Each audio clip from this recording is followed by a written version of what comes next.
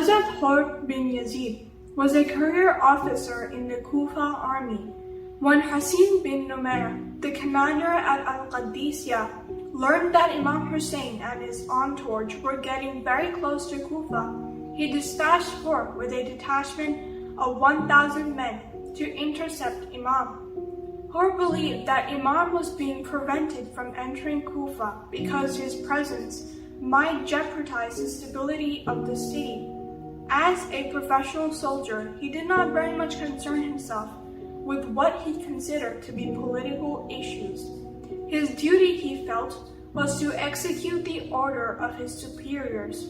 However, lurking somewhere in that stout military heart was an Islamic conscience. Hazrat Hur and his soldiers met Imam Hussain and his companions at a place a few miles outside Kufa. It was midday when the two parties met. Hur and his people had been traveling since morning and were very thirsty. He requested Imam Hussain for water for his army. Imam Hussain asked Hazrat Abbas, Hazrat Al-Yakbar, Hazrat Qasim, and the others to give Hur and his men water, and also to give water to their horses.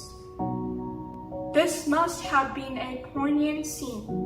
Water bottles being brought out of the saddle baths and the youths pouring water for Yazid's army to quench their thirst. Zuhr prayers were led by Imam, and Hur and his soldiers joined in. After the prayers, Hur told Imam Hussain that his orders were to stop Imam Hussain from going to Kufa unless he agreed to give bayt, swear allegiance to Yazid. Imam Hussain said that he would never give bayt to Yazid. Yazid was an unjust ruler who wanted to destroy Islam. In any case, he was going to Kufa because he had been invited by the people there. Imam produced 2 sacks of letters and petitions from the people of Kufa, begging him to go there. Hur said that as his orders were not to let Imam go to Kufa, there was nothing that he could do save carry out his orders. Imam Hussain could have fought Hur and his soldiers and forced his way into Kufa, but he did not wish to start any battle. He told Hur that he would take another route and go away from Kufa. Hur said that his orders were to follow Imam Hussain, and so, followed by Hur and his 1,000 soldiers, Imam Hussain and his companions rode in the direction away from Kufa. On the 2nd Muharram, they reached Karbala. Imam Hussain bought land there and put up his tents. Hur and his men pitched their camps some distance away. The following day, Umar bin Sa'd came to Karbala with 4,000 soldiers. Umar bin Sa'd was the commander of the Yazid's army. He had several meetings with Imam Hussain and was so impressed by Imam that he began to join Imam for prayers.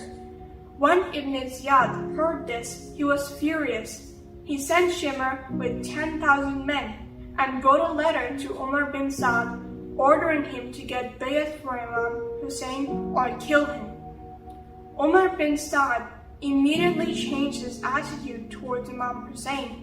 Following his instructions, he imposed restrictions on Imam Hussain and his followers from getting water from Furat, and from 7th Muharram, no one from Imam Hussein's camp was allowed near the river.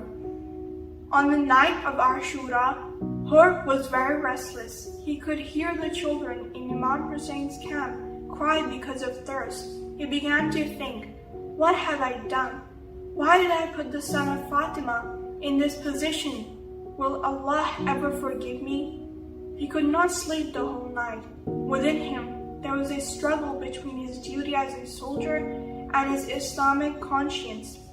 Just before dawn, he made up his mind. Hur, his son, and his slave rode over to Imam Hussein's camp.